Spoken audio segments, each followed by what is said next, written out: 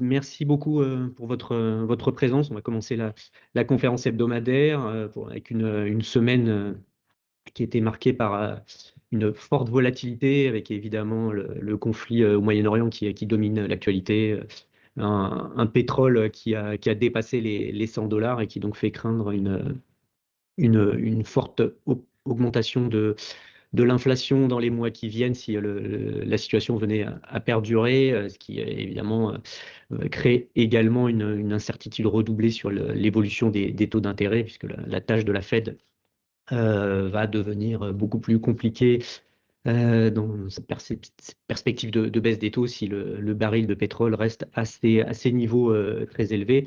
La Banque centrale américaine doit se réunir cette semaine et on attend des taux d'intérêt inchangés, mais on va surtout suivre les commentaires et les perspectives dans les prochaines réunions et de cette évolution.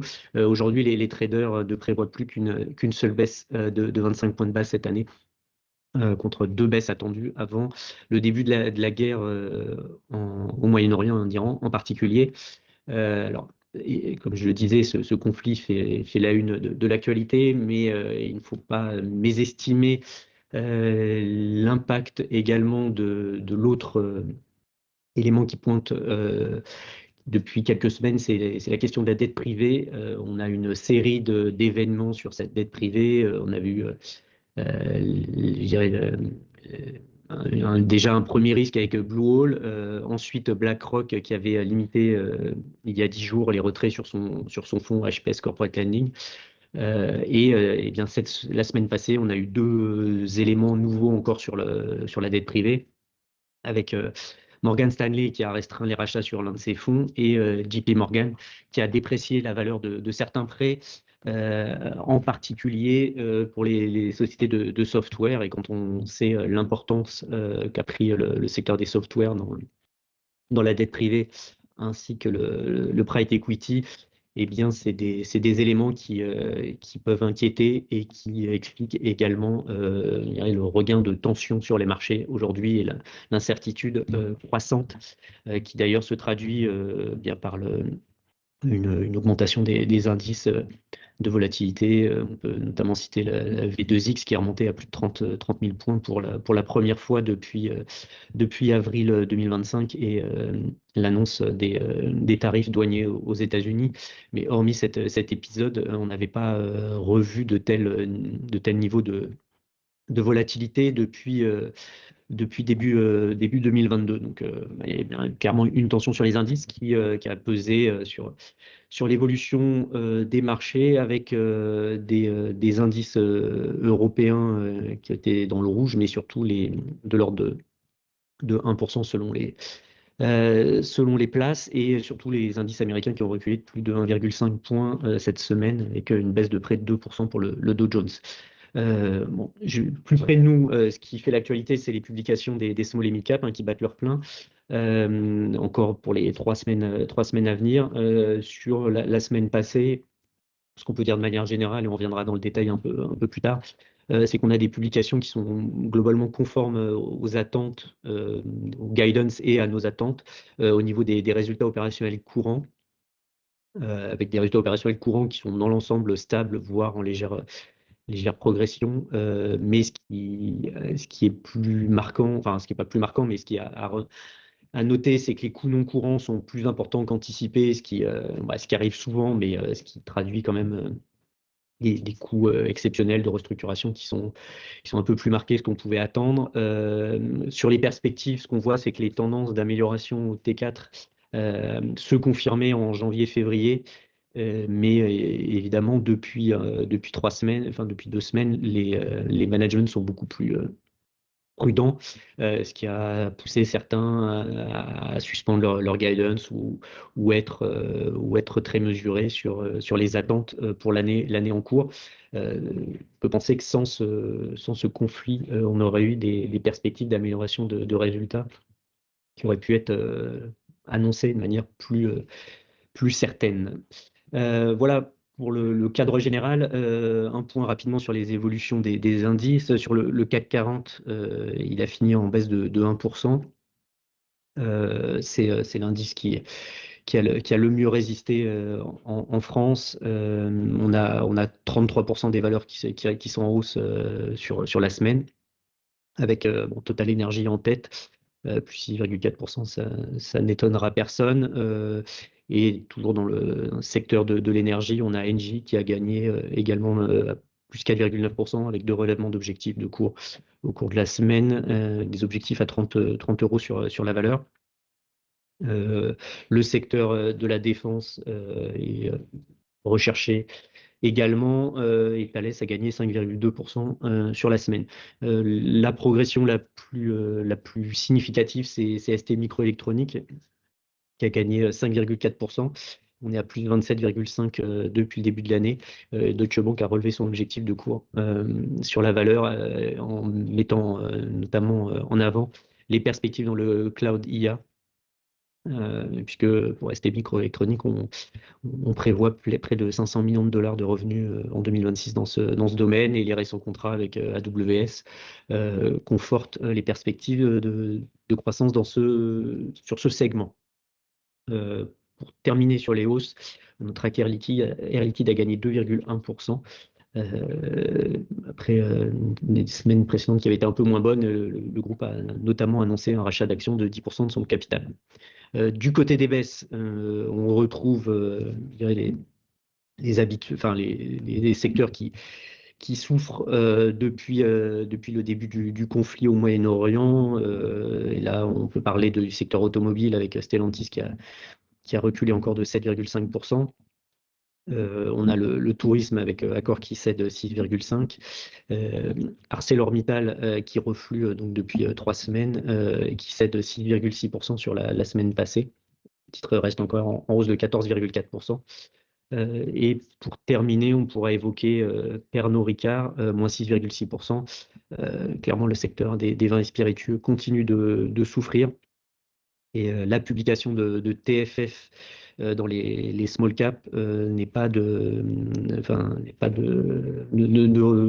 confirme cette situation compliquée pour le secteur. Le groupe a annoncé encore une activité en net repli et des perspectives dégradées pour l'année en cours. Si je passe maintenant au CAC Next 20, le Next 20 qui a lui reculé de 2% sur la semaine passée, seulement 20% de valeurs en hausse, c'est-à-dire 4 valeurs, et la principale c'est Dassault Aviation qui gagne 4,5%. Sur la semaine, on est à plus 27% year to date pour la valeur. Derrière Arkema, le chimiste qui gagne 2,8%.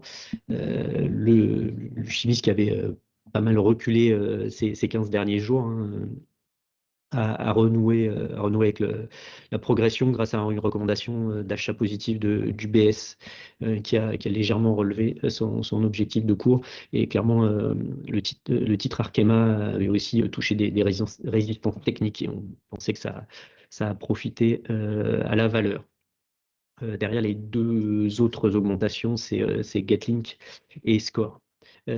En baisse, Téléperformance, dont le rebond a fait long feu, le rebond qui avait été soutenu la semaine passée par le renforcement du premier actionnaire et qui est également président du conseil de surveillance. Derrière, on a SPI qui a perdu 6,3%, non 6,1%, pardon.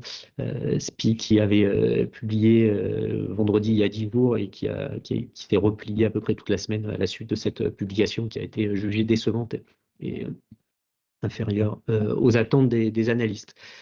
Enfin, la foncière Gecina, c'est 6,3%. Le titre est au plus bas depuis 2011. Et bien, depuis le début du conflit au Moyen-Orient, les risques et les craintes d'inflation pèsent clairement sur le secteur de la construction et des foncières, des craintes de remontée des taux d'intérêt.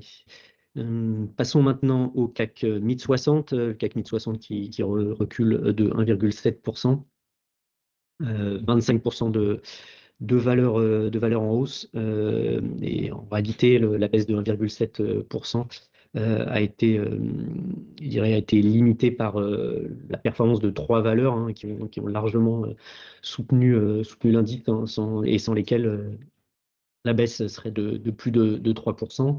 Alors la première valeur, c'est Soitec, Soitec qui bondit de 41,5% au cours de la semaine passée.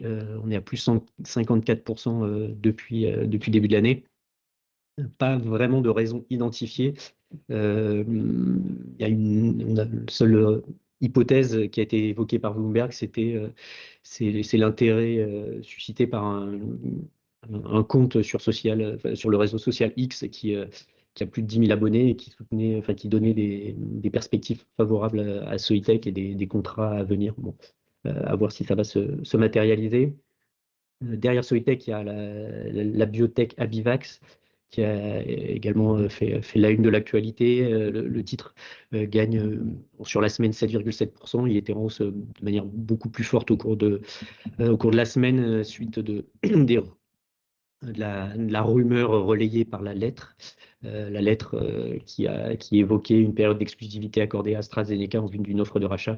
Cette rumeur a ensuite été démentie par la société.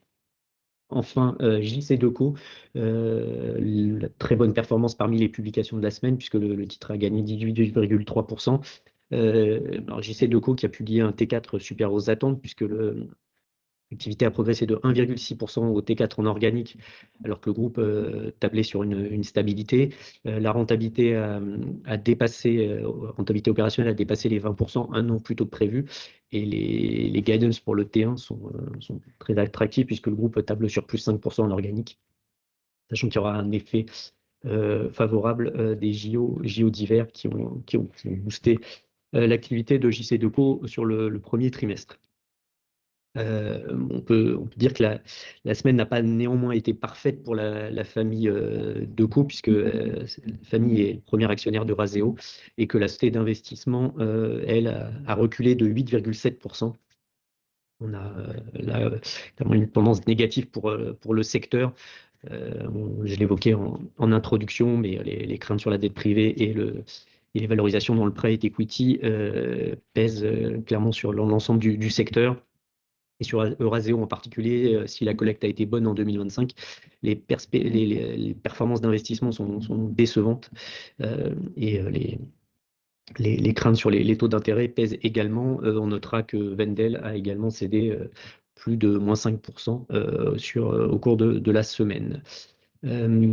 Pour le reste, la baisse la plus marquée, et qu'on retiendra en particulier, c'est ID Logistique qui a cédé près de 12% à la suite de sa publication annuelle. Le résultat net a pourtant progressé de 20%, mais je dirais que les multiples de valorisation sont désormais très exigeants et c'est ce que nous avait poussé en août dernier à passer à add sur la valeur, mais on reviendra un peu plus tard sur la publication en particulier. Aperam a cédé 10%, le groupe qui va intégrer le Belvin prochainement, a vu JP Morgan passer de neutre contre surpondéré précédemment en raison de la baisse des prix des métaux, enfin la baisse anticipée des prix des métaux, puisque pour l'instant il n'y a pas trop d'évolution, mais on attend un reflux de ces prix des métaux. Enfin, un mot sur Worldline qui, comme on l'affiche dans un tableau chute de 74%. Alors, cette chute apparente est liée à l'augmentation de capital qui a été annoncée, une augmentation de capital de près de 400 millions d'euros qui a été annoncée vendredi matin. Mais voilà, il y a un maintien du DPS et donc, en fait, retraité du DPS, le titre a plutôt progressé vendredi de l'ordre de 4%. Sur les hauts, juste un point, on voit que Exosense, toujours dans le secteur de la défense, s'est très bien comporté encore au cours de la semaine passée. Pour terminer sur les indices parisiens, le CAC Small recule de 2%, une baisse qui a été néanmoins un peu amortie, enfin même largement amortie par Morel et Prom, hein, Morel et Prom qui a gagné 14,5%, qui a publié ses résultats. Mais c'est surtout évidemment les perspectives du secteur pétroliers qui soutiennent la valeur. Et cette hausse de 14,5% représente une contribution de 0,7 points à l'indice. Derrière, on a eu des contributions positives de plusieurs biotech, de X-FAB dans les semi-conducteurs, dans la lignée de ST Micro et de Soitec. X-FAB qui gagne 3,7%. Par contre, du côté, en ce qui concerne les publications, on a eu le rebond de 11,9% de Séché Environnement. Le titre a quasiment effacé sa baisse de 20% de début février suite au profit warning.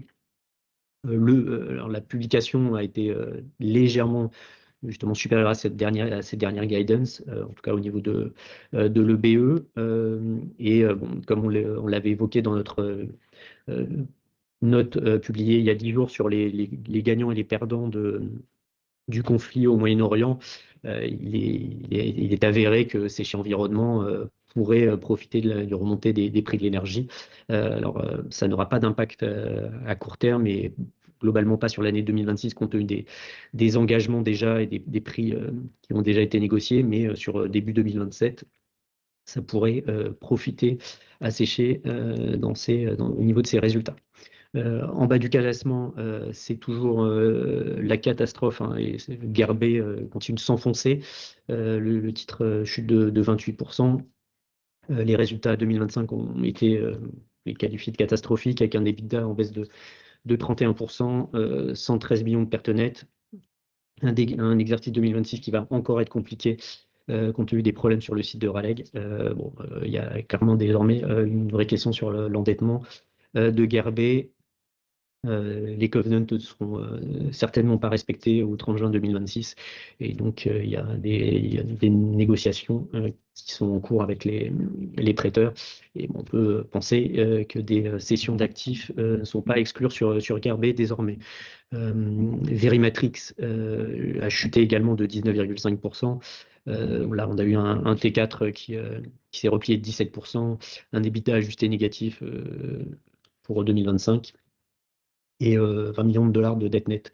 Bon, là également, perspective très sombre pour Verimatrix. Enfin, un mot sur Serge Ferrari qui recule de 15,6%. Serge Ferrari qui avait quand même connu une embellie fin 2025, mais là, une embellie qui s'expliquait par la progression nette des résultats sur le premier semestre. La progression a été beaucoup plus limitée au second semestre, hein, avec un REX qui était quasiment stable au S2. Alors sur l'année, on a une progression de 80%, mais le taux de marge brute a commencé à se contracter au S2. Et eh bien, l'impact du conflit au Moyen-Orient sur les prix du plastique fait craindre une nouvelle diminution du taux de marge brute sur l'année 2026 et probablement une contraction des résultats si la situation perdure. Un mot rapidement sur les principales variations hors indice. Bon, on a eu spéculatif sur Sensorion qui bondit de 64% après le récent changement de la direction générale.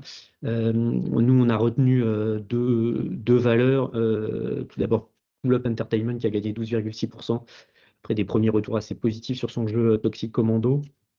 Et Advini dans le secteur du vin qui gagne 12,1% après la signature d'un accord engageant avec Cordier by InVivo. On parle d'une société qui fait 50 millions de chiffre d'affaires.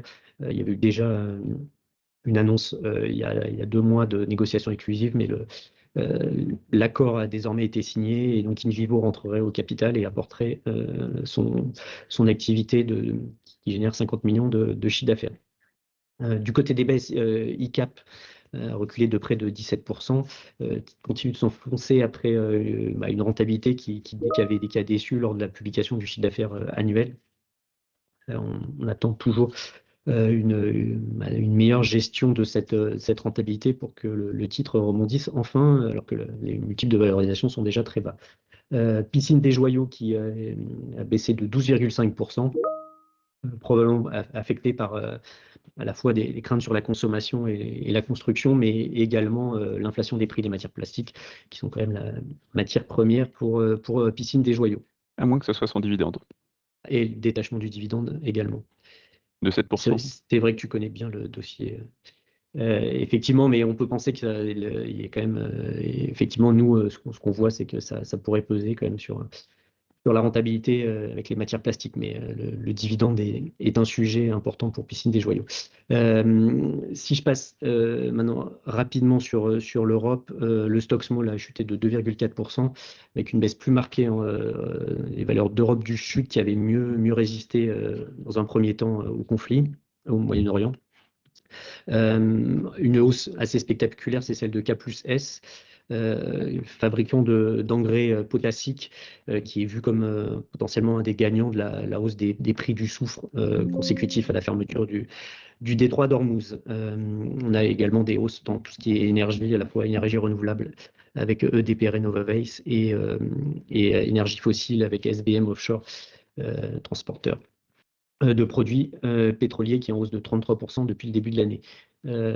En baisse, ThyssenKrupp qui a chuté de 15,5% et TAG Immobilien également en Allemagne du côté des foncières et de la construction immobilière qui souffre dans son ensemble.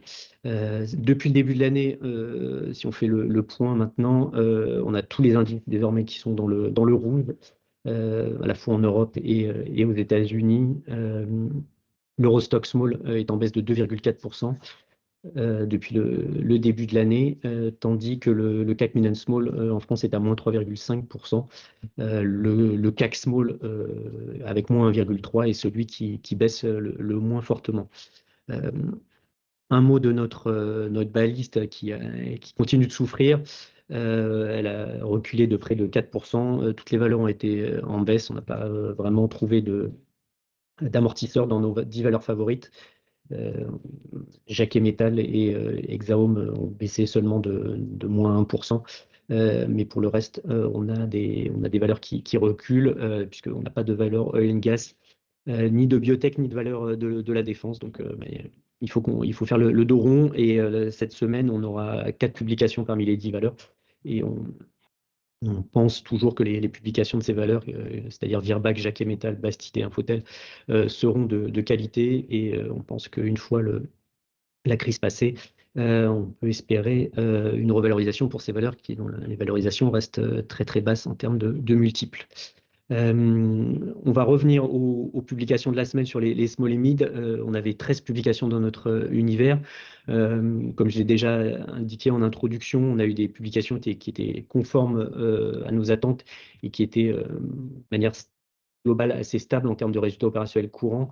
Il n'y a eu que quelques baisses, mais sur je dirais des secteurs qui étaient attendus, c'est-à-dire notamment tout ce qui est les biens pour l'industrie et la construction. Je parle de Manitou et Olot, dont on savait que les résultats allaient baisser compte tenu je dirais d'un point bas en termes de demande du côté de la location notamment. Et donc dans les deux cas, on a eu des baisses marquées de résultats, mais on avait des T4 qui étaient de bien meilleures factures pour les deux et des chiffres d'affaires 2026 qui sont attendus en hausse. Alors Manitou a suspendu sa prévision, mais on a l'impression que c'était plutôt un excès on a dit un excès d'honnêteté, c'est-à-dire que le groupe a indiqué lors de sa réunion annuelle que sur janvier-février, les prises de commandes étaient très bonnes et en ligne avec la guidance initiale de plus 4% en termes de chiffre d'affaires en 2026, mais que le management a préféré suspendre sa guidance compte tenu de la crise au Moyen-Orient, estimant que quand il y a eu des mouvements comme ça, enfin des crises géopolitiques, ça a souvent affecté son business et que dans l'absence de visibilité, on préfère reporter à avril et la publication du T1 je dirais la présentation de nouvelles guidance. Sur les résultats, c'est ce qu'on peut observer. Il y a eu des coûts non récurrents qui ont été un peu plus importants qu'anticipés, mais pas de choses significatives hormis cela. Je vais juste donner la parole quelques instants aux analystes pour évoquer quelques dossiers. Je vais donner la parole à Léo pour qu'il parle d'idées logistiques et neurones peut-être à la place. Merci Léo. Midi Logistique a fait une publication plutôt comme attendu. La croissance a été toujours assez dynamique, tirée surtout par des grands comptes comme Amazon, qui se développent de plus en plus. et donc ils surfent sur 2-3 clients qui font beaucoup de croissance. Le marché n'a pas cru autant que des logistiques, le marché est plus hausse de 4-5%, alors que des logistiques a réalisé une croissance beaucoup plus spectaculaire. Pour 2026, le management est toujours optimiste. Il voit dans le pipe beaucoup de nouveaux dossiers qui vont démarrer. La baisse de la marge, il n'y a rien y a rien à signaler, c'est tout à fait normal du fait du coup les démarrages de nouveaux dossiers. Ça reste une belle valeur de croissance avec une visibilité sur l'année 2026. Nous, cependant, on voit que la valorisation elle est déjà très élevée depuis un moment et après, on se pose la question sur à quel point ils vont pouvoir garder ces taux de croissance assez élevés, alors qu'ils sont quand même inscrits dans un marché qui croît nettement moins qu'eux. Donc c'est pour ça qu'on est plutôt à de Capaille. Euh, Neuron, elle a publié a été exactement comme attendu, comme ils ont fait la marge qu'ils ont dit qu'ils vont faire, de 8,8%. Et la nouvelle information, c'est que sur 2026, ils ont déjà une croissance embarquée d'autour de 6%. Nous, on trouve que la valorisation elle est faible et qu'on est à bail avec une dynamique qui est plutôt positive pour eux. Peut-être je dirais un mot, Denis, sur Ruby Steph. Vas-y, vas-y. Concernant Ruby, bon, la baisse du cours, elle n'a pas de lien nécessairement avec les fondamentaux du groupe. Le groupe, il a réalisé un EBITDA plutôt au milieu de la fourchette. Et de toute façon, les hausses d'énergie, généralement, ils arrivent à bien répercuter. En plus, 60% de prix sont régulés avec un repricing automatique. Sur les 40% qui ne sont pas régulés, ils arrivent quand même bien à garder toujours une marge brute plutôt constante. Donc, il y a pas, donc ce qui se passe aujourd'hui sur l'Iran n'a pas nécessairement un effet négatif sur les fondamentaux de Ruby. Par contre, nous, on trouve que du fait de cette dimension spéculative autour du titre, la valorisation est devenue assez exigeante. On ne sera pas nécessairement toujours à bail sur le dossier, du fait que le potentiel à la hausse il devient moins important que ça l'a été il y a un an ou deux. Concernant Steph, la baisse des marges de 1,4 points, elle est surtout liée à une intégration qui a été beaucoup plus difficile qu'il pensait en Belgique, et surtout par rapport à l'opération TDL. Et apparemment, le management a trouvé que la boîte a été beaucoup plus faible que ce qu'il pensait au début lors de l'achat. Et donc, il y a de vrais sujets d'intégration. Nous, on trouve tout simplement sur le dossier que la valorisation elle est plutôt correcte et il n'y a pas non plus une dynamique de croissance très élevée, donc on est plutôt à sur le dossier. Merci beaucoup pour ces valeurs. Juste un mot sur deux sociétés qui ont publié également, c'était Assystem et Sword, deux sociétés qui sont légèrement exposées au Moyen-Orient. Dans les deux cas, il y a des implantations, en particulier en Arabie Saoudite. Et puis pour Sword, il y a une activité de production au Liban. Sur Sword, on parle de 5-6% du chiffre d'affaires réalisé au Moyen-Orient et une production, donc, comme je l'évoquais, au Liban. Pour l'instant, a priori, l'activité tourne comme d'habitude, malgré le contexte. Sur Sword, ce qu'on observe, c'est qu'il y a toujours une très bonne croissance embarquée. Le groupe évolue pour s'adapter à l'IA et remonter dans la chaîne de valeur pour avoir un business beaucoup plus résilient. Je dirais qu'après la forte baisse du titre, enfin, cette baisse qui a touché à peu près tout le secteur, on a une valorisation qui redevient intéressante sur Sword. D'autant que la croissance est très lisible sur 26 et même début 2027. Sur Assystem, là aussi, là c'est plutôt un mouvement de fond qui est favorable au secteur du nucléaire, mais je dirais que la croissance ne sera pas spectaculaire à court terme. On est cette année sur une croissance de 2 à 4% anticipée, et ensuite on devrait revenir à une croissance qui devrait tangenter les 4% sur les années suivantes en fonction de l'avancée des projets nucléaires. Mais bon, sur Assystem, on est à hâte parce que je dirais que les projets sont à longue durée et qu'à court terme, il y a clairement pas de catalyseur, d'autant que la session d'Expléo est vraiment repoussée à plusieurs années. Là, on va être plutôt sur une période de restructuration et de relance et des cessions d'actifs même pour réduire la dette sur Expléo. Donc, peu de catalyseurs à court terme sur Assystem, même si en fond de portefeuille, c'est une valeur qui permet d'avoir une vision très long terme. Un mot, enfin deux points pour terminer. Les publications de la semaine qui vont encore être assez nombreuses, avec 8 publications attendues. Comme je disais, 4 de nos valeurs favorites, avec Virbac, Jacquet, Bastide et Infotel. Toujours dans le secteur des ESN, on a Aubet qui publiera également mercredi comme Infotel, donc deux présentations qui permettront de continuer à creuser les interrogations sur l'IA et à la fois les gains de productivité et la déflation qui va toucher certainement le secteur, même si nous pensons toujours que ces sociétés qui sont bien gérées devraient pouvoir s'adapter à la nouvelle donne et maintenir leur rentabilité et trouver des relais de croissance, peut-être avec des accélérations de la consolidation du secteur. Enfin, dans l'industrie, on aura des publications de Beneteau et de Mersen dans deux secteurs très, très différents.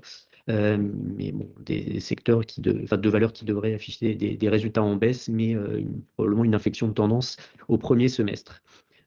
Pour terminer, un mot du primaire, puisqu'il y a une nouvelle introduction en bourse, une seconde introduction après celle de Rising Stone il y a quelques semaines. Cette fois, c'est Yeva, un groupe de cosmétiques créé par Jean-Michel Caram, le fondateur de Memscap, et personnalité médiatique désormais. On parle d'une société qui a généré un chiffre d'affaires en 2025 de 43 millions d'euros. Qui était plutôt autour de 20 millions avant le rapprochement avec My Little Paris. My Little Paris qui a été apporté par TF1, TF1 qui est au capital justement également de Yeva.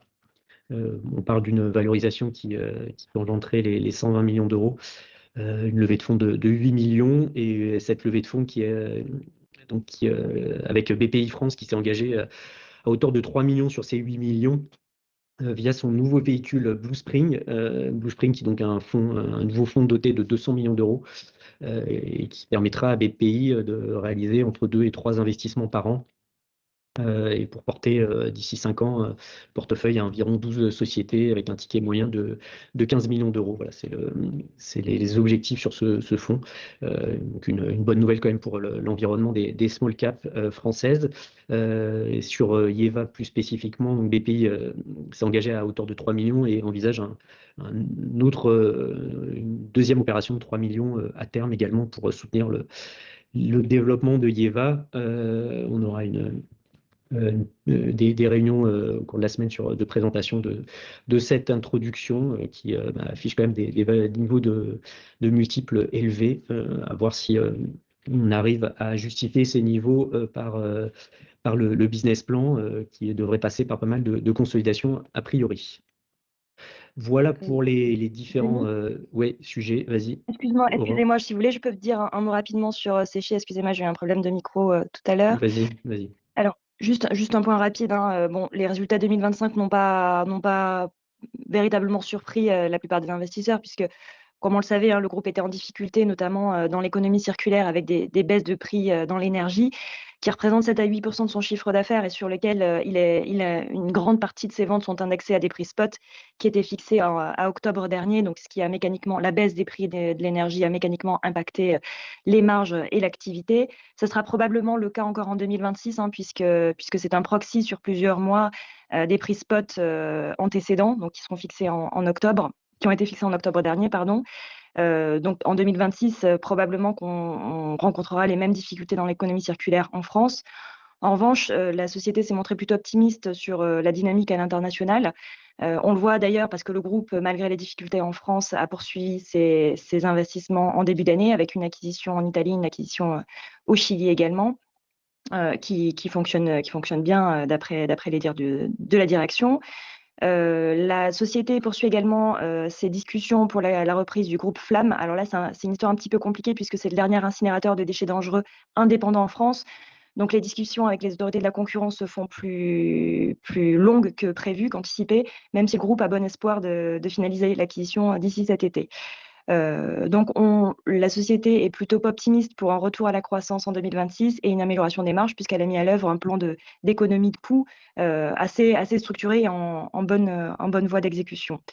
Ce qu'il faut retenir, c'est que globalement, la guerre déclenchée au Moyen-Orient, qui a entraîné, comme on le sait, un renchérissement des prix de l'énergie, n'aura pas vraiment d'impact sur 2026 parce que, comme je le disais, les prix ont déjà été fixés, les prix de vente de l'énergie ont déjà été fixés pour cette année. En revanche, s'ils venaient à se maintenir à des niveaux relativement élevés, on pourrait obtenir des gains plutôt sur l'exercice à partir du S1 2027, voire la fin du S2 2027. Ce qu'il faut savoir, c'est qu'il faudrait effectivement que ces prix se maintiennent sur plusieurs mois pour que ça ait un réel impact sur les résultats de l'année prochaine.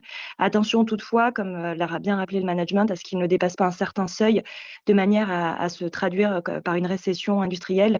Il faut savoir que la séchée est quand même très très sensible au rythme de production de l'industrie, notamment dans la chimie. Donc, il ne faudrait pas que ces sociétés qui sont particulièrement énergivores soient elles-mêmes ralenties par des prix d'énergie beaucoup trop élevés. Voilà, donc on reste évidemment à bail sur le dossier qui pourrait avoir un momentum un petit peu plus positif à partir de l'année prochaine et beaucoup plus positif potentiellement sur 2027. Merci Aurore. Eh bien, on va clôturer cette conférence hebdomadaire avec une actualité très dense sur les small et mid et on vous retrouvera lundi prochain pour un nouvel état des lieux et le résumé de toutes ces publications avec pas mal de sociétés sur lesquelles on est à l'achat et on espère des résultats de bonnes factures sur 2025. Et des perspectives dans la mesure du possible favorables pour 2026. Merci à vous, très bonne semaine et à lundi prochain. Merci à vous. Bonne journée.